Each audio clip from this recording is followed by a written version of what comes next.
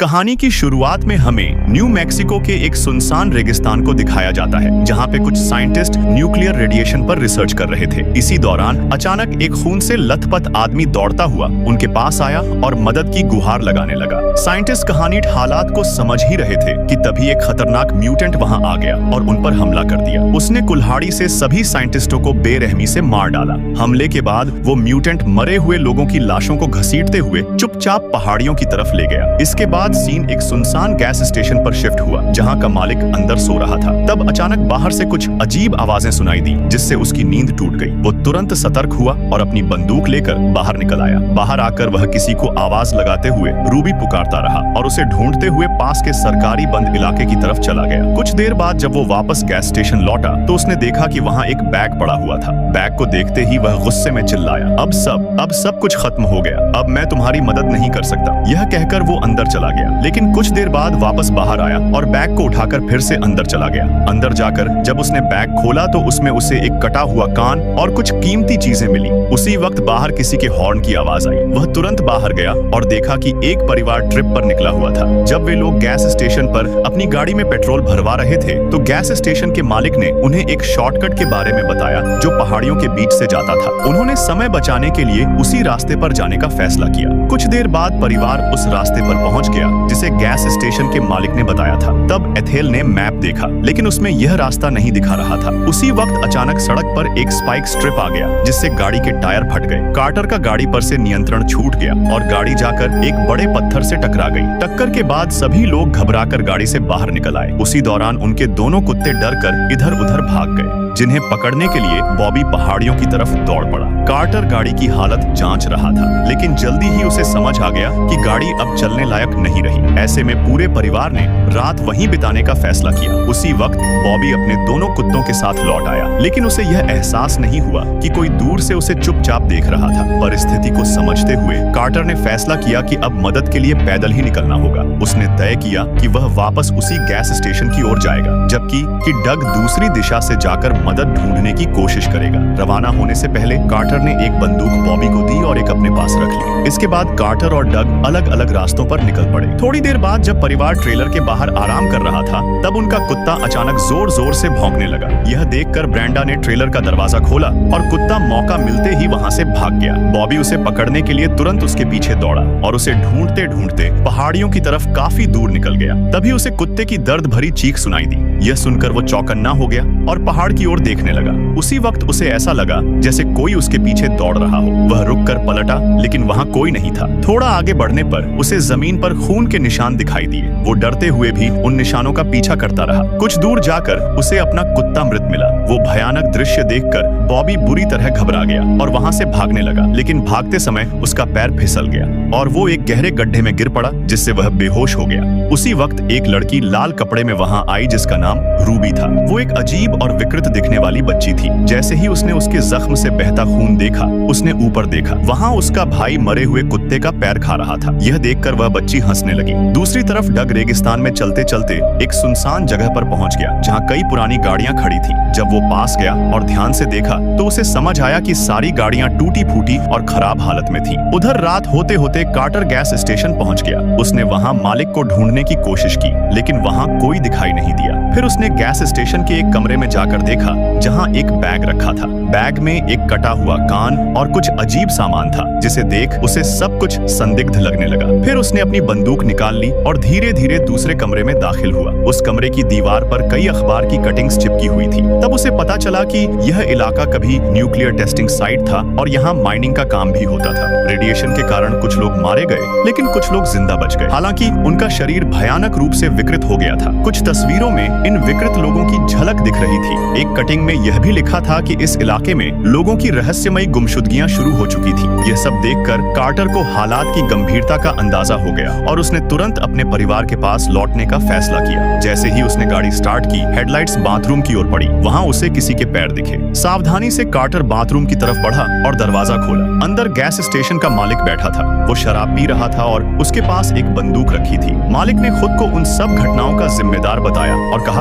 उन्हें इतना बेरहम क्यों होना पड़ा? इतना बोलकर उसने खुद को गोली मार ली। कार्टर यह सब देखकर घबरा गया और जल्दी से कार में जाकर बैठ गया। लेकिन जैसे ही उसने रियर व्यू मिरर में देखा, उसे पीछे की सीट पर एक भयानक चेहरा दिखा। वो तुरंत बंदूक उठाने की कोशिश करने लगा, लेकिन उसे पहले ही उस पर जोरदार हमला हो गया और वह बेहोश हो गया। फिर हमलावरों ने उसे एक ट्रॉली में डालकर माइंस की ओर ले जाना शुरू किया। उधर जब बॉबी देर तक वापस नहीं आया तो ब्रेंडा उसे ढूंढने बाहर निकल पड़ी। दूसरी तरफ रूबी अब भी बेहोश पड़े बॉबी के पास बैठी थी, लेकिन जैसे ही उसने ब्रेंडा की आवाज सुनी, वो घबरा गई और वहाँ से भाग गई। इसके बाद ब्रेंडा को बॉबी मिल गया और वह उसे वापस ट्रेलर तक ले आई, लेकिन बॉबी ने अपने साथ हुई सारी बातें सबसे छिपा ली और किसी को कुछ नहीं बताया। थोड़ी देर बाद ट्रेलर के बाहर किसी की आवाज सुनाई दी। यह सुनकर बॉबी ने सबको अंदर ही रहने को कहा और खुद बाहर जाकर देखने लगा। बाहर पहुंचकर उसने देखा कि कुत्ते की जंजीर टूटी हुई थी। उसने कुत्ते को आवाज दी, लेकिन कोई जवाब नहीं मिला। उसी वक्त पीछे से डग आया और अचानक बॉबी के कंधे पर हाथ रख दिया। बॉबी डर कर चौंक गया। फिर डग ने सबको बताया कि उसे रास्ते में एक गहरा गड्ढा मिला है और आसपास कहीं भी कोई रास्ता या हाईवे नजर नहीं आ रहा। इसके बाद वो कार्टर के बारे में पूछने लगा कि क्या वो अब तक नहीं लौटा। इतनी गंभीर बातें होने के बाद भी बॉबी चुप रहा और उसने अपने साथ हुई सच्चाई किसी को नहीं बताई। तभी डग बोला,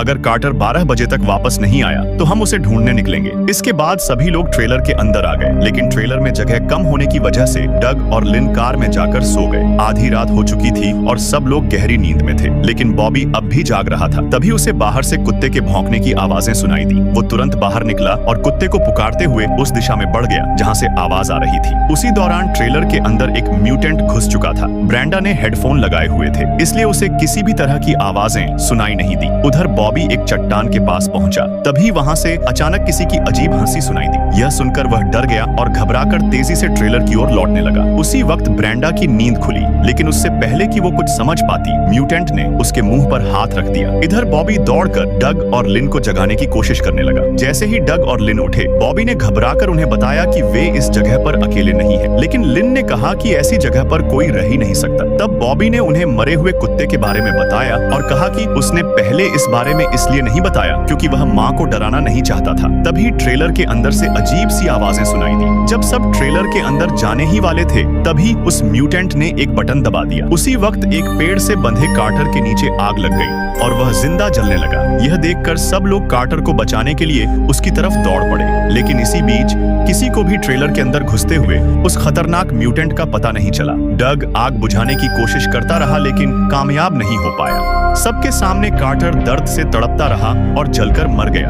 उधर ट्रेलर के अंदर एक म्यूटेंट ने ब्रेंडा पर हमला करने की कोशिश की। तभी उसे छोटे कैथरीन के रोने की आवाजें सुनाई दी। तभी लिन ने ट्रेलर की तरफ देखा और कुछ अजीब महसूस किया। वो दौड़कर अंदर गई तो देखा एक आदमी उसकी बेटी को पकड़े हुए था और दूसरा ब्रेंडा को दबोच रहा था। लिन ने तुरंत पेन उठाकर हमलावर को मारा। जब वह दोबारा मारने गई तो उसने लीन का हाथ पकड़ लिया और बच्चे पर बंदूक तान दी ताकि वह शांत रहे। इसके बाद वह लीन पर भी हाथ डालने लगा। उधर एथल भी ट्रेलर के अंदर आ चुकी थी। जैसे ही उसने एक म्यूटेंट को मारने के लिए पत्थर उठाया, तभी दूसरे म्यूटेंट ने उसे देख लिया और बिना देर किए उस पर गोली चला दी। गोली की आवाजें सुनकर डक तेजी से ट्रेलर की ओर भागा। अंदर म्यूटेंट जैसे ही ब्रेंडा को मारने के लिए बंदूक उठाने लगा, लिन ने हिम्मत दिखाई और उसके पैर में स्क्रू कसने वाला पेंच घोंप दिया, लेकिन म्यूटेंट तिलमिला गया और गुस्से में लीन के सिर में गोली मार दी। इसके बाद वे लोग छोटी बच्ची को उठाकर ट्रेलर से बाहर निकल गए। जब तक डग ट्रेलर के अंदर पहुंचा, तब तक म्यूटेंट्स वहां से जा चुके थे। उसकी पत्नी लिन की लाश जमीन पर पड़ी थी और बच्ची भी वहां नहीं थी। यह देखकर डग पूरी तरह टूट गया।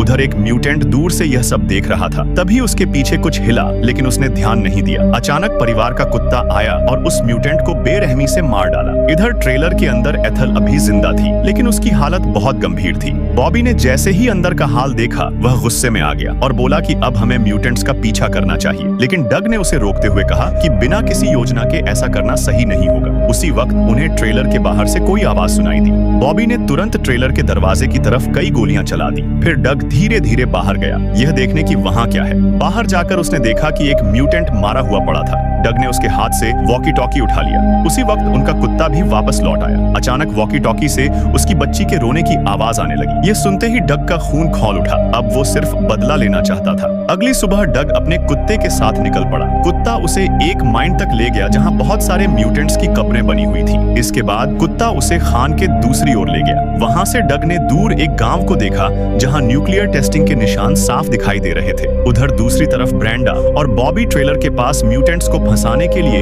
एक जाल तैयार कर रहे थे। डग उस गांव में पहुंचा और एक घर से अपनी बेटी के रोने की आवाज सुनी। जब वो उसे बचाने की कोशिश करने ही वाला था, तभी एक म्यूटेंट वहां आ गया जो किसी की लाश को घसीटते हुए ले जा रहा था। यह देखकर डग जल्दी से पास खड़ी एक पुरानी कार के अंदर छिप गया। माहौल थोड़ा शांत हुआ तो वो धीरे धीरे बाहर निकला ताकि अपनी बेटी को बचा सके, लेकिन जल्दबाजी में वो अपना कुत्ता उसी कार में बंद छोड़ गया। फिर वो चुपचाप उस घर के अंदर गया। अंदर उसने देखा कि एक म्यूटेंट टीवी देख रही थी। डक धीरे धीरे छिपते हुए बच्ची तक पहुंच गया, लेकिन तभी म्यूटेंट ने उस पर अचानक हमला कर दिया। जब डक को होश आया तो उसने खुद को एक आइस बॉक्स में बंद पाया। उसके आसपास इंसानों के कटे हुए अंग पड़े थे। किसी तरह वो बाहर निकल आया और चुपचाप आगे बढ़ा। थोड़ा आगे एक और कमरे में उसे एक म्यूटेंट अपंग दिखाई दिया। डग ने उसे अपनी बेटी के बारे में पूछा, लेकिन उस म्यूटेंट ने कोई जवाब नहीं दिया। तभी अचानक एक दूसरा म्यूटेंट खिड़की तोड़कर अंदर घुसा और डग पर कुल्हाड़ी से हमला कर दिया। हमले में डग की एक उंगली कट गई, लेकिन उसने हार नहीं मानी और बड़ी मुश्किल से उस म्यूटेंट को मार गिराया। तभी वहां एक और म्यूटेंट शोर सुनकर पहुंच गया, लेकिन डग ने उसे अचानक पकड़ लिया। डग ने पहले उसके पैर पर वार किया और फिर कुल्हाड़ी से उसे मार डाला। इसी दौरान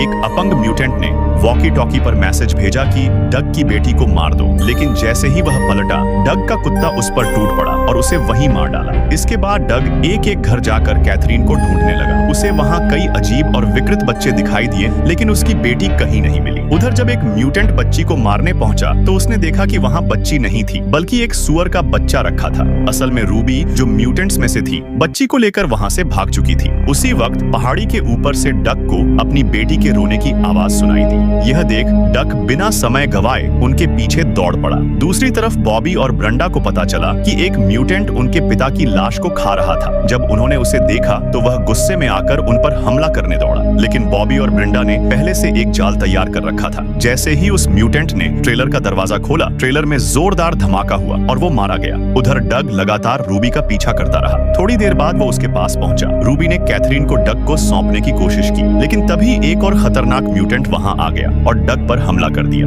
डग ने बिना देर किए उस म्यूटेंट पर गोली चला दी। इसके बाद रूबी ने कैथरीन को डग की गोद में दे दिया, लेकिन जैसे ही डग ने अपनी बच्ची को गोद में लिया, पीछे से वही म्यूटेंट फिर से उठ खड़ा हुआ। ये देख रूबी ने बिना सोचे समझे उस म्यूटेंट के साथ खुद को पहाड़ी से नीचे गिरा दिया। दोनों की वहीं मौत हो गई, लेकिन उसने डग और उसकी बेटी की जान बचा ली। उधर बॉबी और ब्रेंडा को एक और म्यूटेंट जिंदा मिला। ब्रेंडा ने उसे कुल्हाड़ी से मारकर खत्म कर दिया। आखिर में डग अपनी बेटी और कुत्ते के साथ सुरक्षित वापस लौटा। तीनों ने एक दूसरे को गले लगाया और राहत की सांस ली, लेकिन उन्हें यह नहीं पता था कि दूर एक जगह से अभी भी कोई उन्हें चुपचाप देख रहा था। और इसी के साथ ये मूवी भी यहीं पर खत्म हो जाती है।